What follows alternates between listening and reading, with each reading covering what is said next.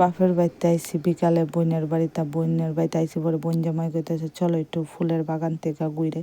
তো এইখানে সবাই ফুলের বাগানে আইসে আয় কয়েকটা ছবি টবি তুললা সেটা এইখানে গেছি গা দোকানে গেছি পরে বোন জামাই কইতেছে তোমরা একটু দোকানে বউ আমি বাজারতে গিয়ে।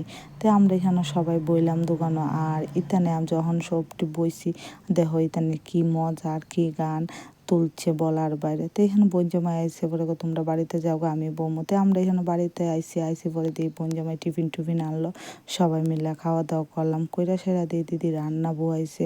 আর আগে আসে না যখন শ্বশুর বাড়ি থেকে বাপের বাড়ি যাইতাম, বোনের বাড়িতে আগে যাইতাম না, সবসময় বাপের বাড়ি যাইতাম কারণ মা না খাইয়া বইয়া থাকতো।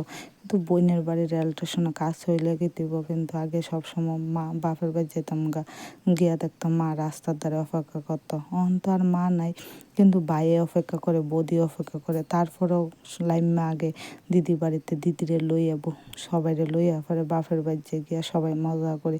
তারপর বাপের বাড়িতে গেলে মা না থাকলে ভাই বৌদি আদর করে, ঠিক আছে, তারপর কেমন একটা নাই জিনিসটা পেল। তো সবাই একসাথে গেলে খুব মজাও।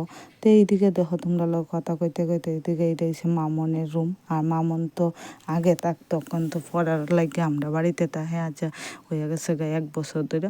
তো এইদিকে সবাই মিলে বইয়া খাওয়া দাওয়া কমপ্লিট করে গল্প করতেছি, গল্প টল্প কইরা সেরে আমরা কই চলো একটু মজা করি।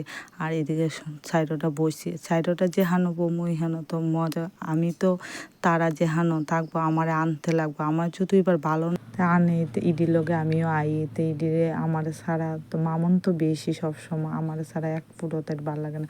আমি যে হান যামু তার ইহান থাকতেই লাগে।